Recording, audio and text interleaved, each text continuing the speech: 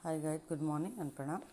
अब हम chapter number 9 पढ़ने जा रहे हैं, निर्भय बनो। निर्भय बनो के जो लेखक हैं वो फणीश्वर नाथ रेणु हैं, जिनका जन्म 1921 में और उनकी मृत्यु यानी निधन 1977 में हुई थी, 1977। ये प्रसिद्ध आंचलिक कथाकार रेणु का जन्म बिहार में जो वर्तमान समय में पूर्णिया जिले के औराही हिंगना गांव में हुआ था। उनकी शिक्षा दीक्षा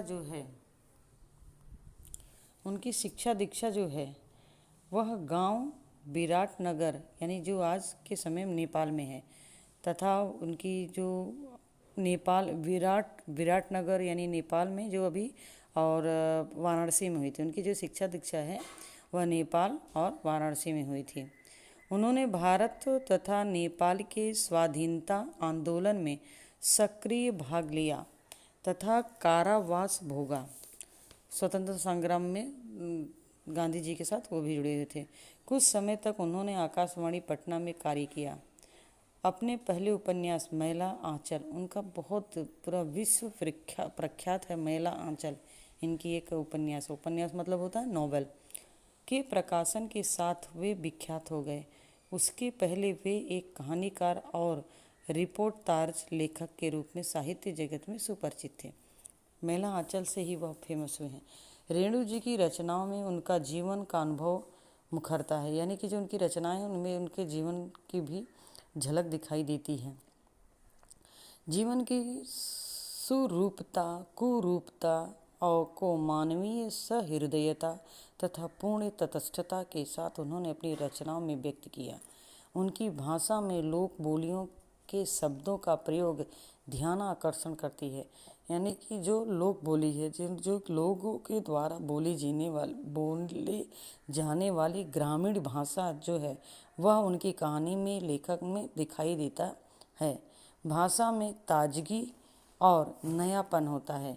मैला आंचल, परिकथा, जुलूस, पलटू बाबू रोड, कितने चौराहे आदि उनके प्रमुख उपन्यास तथा ठुमरी, अग्निखोर, एक आदमी रात्रि की महक आदि उनके प्रमुख कहानी संग्रह है। भारत सरकार ने उन्हें पद्मश्री की उपाधि देकर सम्मानित किया था। यह जो है यह एक अंश है, एक पार्ट है, एक भाग है। कितने चौराहे नामक जो कहानी है उसमें से एक पार्ट ये है, निर्भय बनो। यहाँ पर अब शुरू होता है। इसमें कुछ बच्चे हैं जो 10th में पढ़ने वाले हैं और वो लोग का ग्रुप है। उन लोग का ग्रुप क्या करता है वो इसी में समझा रहे हैं कि ये व्यक्ति को कभी भी डरना नहीं चाहिए, उसे निर्भय बने रहना चाहिए। प्रियोदा का नाम है प्रियव्रती राय, मैट्रिक में पढ़ता है। प्रियोदा जो है उसका नाम है प्रियव्रत। वह कहाँ पे पढ़ता है? मैट्रिक में, यानी कि आप लोग जैसे ही 9th 10th में। स्कूल के सभी लड़के और मास्टर उसको प्यार करते हैं। जो स्कूल है उसके सभी मास्टर्स और बच्चे उसे बहुत प्यार करते हैं, प्रियोदा को। स्कूल ही नहीं, उन छोटे से कस्बे में उसे प्रायः सभी जानते हैं। स्कूल के ही लोग नहीं बल्कि उसको है ना आजू बाजू के लोग, उसके अगल बगल पड़ोसी तो जानेगा ही, उसके मोहल्ले के लोग भी उसके बारे में जानते हैं। हर रविवार की सुबह बगल में झोली लटकाकर सन्यासी आश्रम से लेकर मुठिया वसूल करने निकलता है। मुठिया मतलब होता है कि एक मुट्ठी भर अनाज। वह जो है मुट्ठी भर अनाज एक थैली लेता है और वह थैले को लटका लेता है घर से एक मुट्ठी अनाज लेता है। कभी अकेला जाता है, कभी साथियों के साथ। स्कूल का कोई छात्र या शिक्षक बीमार पड़ा तो प्रियोदा अपनी टोली के साथ उसके घर पर हाजिर। जब तक रोगी भला चंगा ना हो जाए उसका दल सेवा में जुड़ा रहता है। यानी उसने एक दल, एक मंडली बनाई हुई है और उसमें जो है अगर वह कोई बीमार हो जाए, टीचर हो या कोई भी व्यक्ति, उसके मोहल्ले के व्यक्ति के लोग कोई बीमार हो जाए, जब उसके घर में वो और उसके जो साथी गण हैं वो उसकी सेवा में जुड़ जाते हैं और तब तक सेवा करते हैं जब तक वह अच्छी तरह से ठीक ना हो जाए। रोबी और कालू प्रियोदा के दल में हैं। रोबी है और कालू, वो सब दल मतलब कि समूह। उन लोगों में मनमोहन को भी अपने साथ प्रियोदा के दल में शामिल कर लिया है। मनमोहक नामक व्यक्ति है मनमोहन, वह भी उसमें शामिल हो गया है। हर शनिवार को परमान के उस पार बालूचर, परमान मतलब कि एक नदी का नाम है परमान मतलब नदी का नाम है, उसके बालूचर यानी उस जगह में प्रियोदा का दल सदस्य स्कूल छूटने के बाद जमा होता है। हर शनिवार को वहाँ उस नदी के किनारे सब लोग शनिवार को स्कूल छूटने के बाद मिलते हैं। खेल कूद गाने बजाने के अलावा प्रियोदा दुनिया भर की खबर सुनाते हैं। खेल कूद होता है, लोग वहाँ खेलते हैं, मनोरंजन करते हैं। उसके बाद प्रियोदा है जो है वह समाचार यानी न्यूज़ जैसा हर जानकारी सबको देता है। रविवार का प्रोग्राम भी तय होता है। किस मोहल्ले में कौन जाएगा मुठिया वसूलने, एक मुट्ठी अनाज लेने के लिए किस गली में कौन जाएगा, यह वहाँ पर ही तय होता है। किस बीमारी की सेवा करने के लिए कौन कौन जाएंगे, अगर कोई बीमार है तो उस बीमार व्यक्ति को सेवा करने के लिए कौन कौन जाने वाला है, यह सब शनिवार के शाम उस परमान नदी के किनारे ही निश्चित होता था। उस दिन मनमोहन का परिचय देते हुए कालू ने कहा, प्रियोदा, यह मोना अर्थात मनमोहन खूब तेज लड़का है, क्लब का सदस्य होना चाहता है। बोले हमारे क्लब में भी यह मिलना चाहता है। मोना, जिसे का पूरा नाम है मनमोहन। प्रियोदा ने मनमोहन के सिर से पैर तक देखकर पूछा, भारतवर्ष के एक ऐसे आदमी का नाम लो जिसे लोग भगवान का अवतार समझते हैं। प्रियोदा ने मनमोहन से प्रश्न पूछा कि भारत के एक ऐसे आदमी का नाम लो जिसे लोग भगवान समझते हैं। तो उसने तुरंत उत्तर दिया, महात्मा गांधी। प्रियोदा ने कहा, ठीक है, तुम पढ़ लिख कर क्या बनना चाहते हो? तो प्रियोदा का दूसरा प्रश्न था। तो मनमोहन चुप रहा, फिर बोला, वकील। सभी ठहाठा के हंसे, लेकिन प्रियोदा गंभीर ही रहे। सब बच्चे हंसने लगे, लेकिन प्रियोदा शांत रहा। बोले, ठीक है, बीमार लोगों की सेवा करना जानते हो? बोले, जो व्यक्ति बीमार हो जाए, हमारे टोली में आ रहे हो तो हमारे साथ, हम कोई बीमार व्यक्ति होता है उसकी सेवा सत्कार करने जानते हैं, तो क्या तुम इस सेवा सत्कार करना जानते हो? सीख लेंगे। उसने बोला, अगर नहीं आता है तो क्या बात हुई, मैं सीख लूँगा। शाबाश, यदि रोगी हैजा से पीड़ित हो? मनमोहन चुप हो गया, क्योंकि हैजा, जिसे डायरिया कहते हैं, हैजा एक ऐसी बीमारी है जो छुआछूत से भी होती है, और उसमें अगर व्यक्ति को उचित समय पर अगर इलाज ना कराया जाए तो उस व्यक्ति की मृत्यु भी हो जाती है। डायरिया, जिसे हम अभी इंग्लिश में जानते हैं। क्योंकि हैजा के नाम से ही उसे डर लगने लगा। गाना जानते हो? तब वह कुछ बोला नहीं। तब प्रियोदा ने दूसरा क्वेश्चन किया, गाना जानते हो? तो उसने कहा, जी। तैरना मतलब कि नदी में तैरना? जी नहीं, मनमोहन को तैरना नहीं आता था। उसने कहा, नहीं, मुझे तैरना नहीं आता। प्रियोदा ने सूर्य नारायण नामक सदस्य कहा। उस ग्रुप में एक सूर्य नारायण नामक व्यक्ति थे, यानी बच्चे ही हैं सब, वो थे। तो सूरज, मोना तैरना नहीं जानता। सूरज कहता है, सूरज मतलब सूर्य नारायण को सूरज के नाम से पुकारते थे। सूरज कहता है, सीख जाएगा, एक दिन उठाकर पानी में फेंक दूंगा, खुद तैरने लगेगा। तब सभी हंसे। सूर्य नारायण पढ़ने में कमज़ोर हैं। सूर्य नारायण जो है वह पढ़ने में कमज़ोर है, लेकिन शरीर उसका बहुत ही मजबूत है। रोज़ 100 दंड बैठक करता है, 100 सिटअप करता है वो डेली। उसके साथी सूरज पहलवान कहते हैं। उसके साथी उसको क्या कहते हैं? सूरज पहलवान। दल के सदस्य को तैरना सिखलाना उसी का काम है। जो उस दल में रहते हैं, उस समूह में रहते हैं, उसको जिसको तैरना नहीं आता वो तैरने का काम वही सिखाता है। कौन सिखाता है? सूरज सिखाता है। सूर्य नारायण ही सभी को तैरना सिखाता है, स्विमिंग करना। उस दिन सभी ने नए सदस्य मोना यानी मनमोहन से गीत सुनने की इच्छा प्रकट की। उस दिन सभी लोगों ने मनमोहन से गीत सुनना चाहा। मनमोहन पहले लजाया मतलब शर्माया, किंतु जब प्रियोदा ने आग्रह किया तो उसके खखार कर, जैसे गला साफ करके लोग खखारते ना गाने होने के लिए करते हैं ना, इस तरह से खखार कर गला साफ किया। कौन गीत गाए वह? उसने शुरू किया, राम रहीम न जुदा करो भाई, दिल को सच्चा रखना जी। उसने कौन सा गीत गाया? राम रहीम न जुदा करो भाई, दिल को सच्चा रखना जी। यह पूरा गीत गाता है। गीत समाप्त होने के बाद प्रियोदा बोले, वाह, बहुत मीठा गला है तुम्हारा। कालू, तुम प्रभात फेरी वाले दोनों गीत मोना को सिखा देना। बोले बहुत अच्छा है तुम्हारा, मतलब सुर बहुत अच्छा है। वह किसको कहता है? कालू को कहता है। प्रभात फेरी होती मॉर्निंग में जो लोग भजन वजन गाते हैं, बोले इसे प्रभात फेरी के जो गीत है उसको सिखा देना। सूरज पश्चिम की ओर झुक गया। सूरज मतलब सूर्य, सन। पश्चिम मतलब वेस्ट, वेस्ट की तरफ, यानी कि शाम हो गई। बालू चर पर लाली छा गई। उस जगह पे क्या छा गई? लाली छा गई, क्योंकि जब सूरज उगता है तब वातावरण लाल जैसा हो जाता है, और जब वह अस्त होता है तब भी क्या हो जाता है? एकदम जब सूर्य सेट होने लगता है, सनसेट होता है, तब भी बादल में, आसमान में लालिमा छा जाती है, और उसकी लालिमा उस बालू, उस रेती पे, सैंड पे ही दिखाई पड़ती है।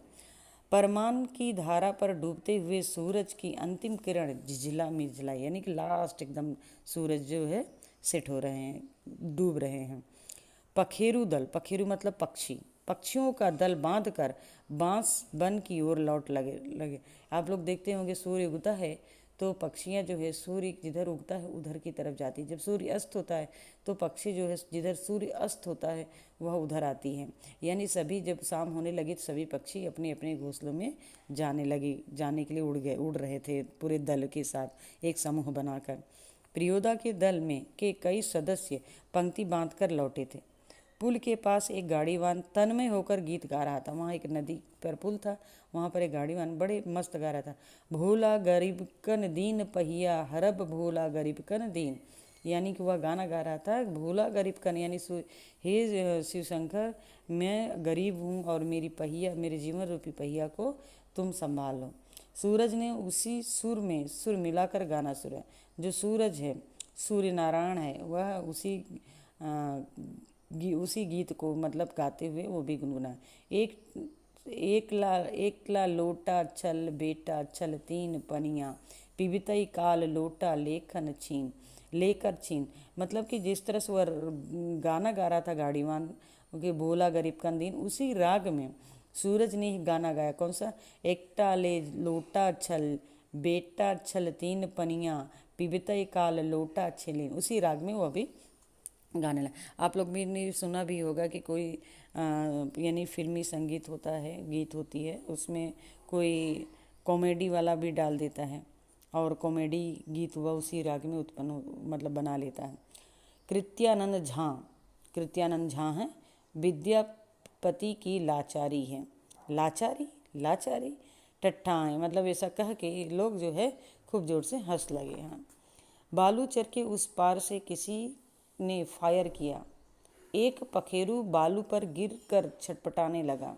उसका जोड़ा विकल होकर बहुत देर तक रोता रहा। मटमैले अंधकार में एक अर्दनी नुमी आदमी दौड़ता हुआ आया और मरी हुई चिड़िया के डैने को पकड़कर चिल्लाया, मिल गया हुजूर। जब शाम हो रही थी उसी शाम में एक किसी ने फायर किया और एक पक्षी जो है वह रेती पर आकर गिर पड़ा, और उसका जो जोड़ा था जिसके साथ वह उसका जो पेयर था वह बहुत रो रहा था। और धुंधले अंधकार में आकर एक अर्दली नुमा मतलब एक नौकर दौड़ता हुआ आता है और चिड़िया के डैने मतलब पंख को पकड़कर चिल्लाता है कि मिल गया हुजूर। इब्राहिम बोला, सब डिप्टी साहब का अर्दली है। बोलते हैं ये सब जो है ना, सब डिप्टी साहब जो हैं, सब डिप्टी साहब हैं, उनके ये अर्दली है। साला भारी खचरा, मतलब वो गाली देता है, बोलता उसको गाली देता है जो मतलब अर्दली आदमी था जो पक्षी को लेकर गया। प्रियोदा के मुंह पे अचानक निकला, व्हाट। तब इब्राहिम को अपनी गलती का एहसास हुआ। दल का एक नियम है कि कोई सदस्य किसी किस्म का अपशब्द या गाली मुंह से नहीं निकालेगा। इस दल का एक नियम था कि कोई भी किसी के लिए भी अपशब्द या और कोई गाली नहीं करेगा। यह बात जो है इब्राहिम को तो अपनी गलती का एहसास हो गया, क्योंकि उसने कहा कि साला भारी खचरा है, गाली दिया। इब्राहिम ने तुरंत ही सिर झुकाकर दल के नायक प्रियोदा और सदस्यों से माफ़ी मांगी। बात यह है कि साले ने, फिर वह बात करते करते फिर गाली दिया साले ने। तभी हंसे। प्रियोदा ने गंभीर होकर कहा, इब्राहिम यह तुम्हारी 8वीं गलती है, 10 होते ही हम तुम्हारे साथ नहीं रहेंगे। इब्राहिम ने पूछा, लेकिन सरकारी अफसरों को गाली देने में क्या हर्ज?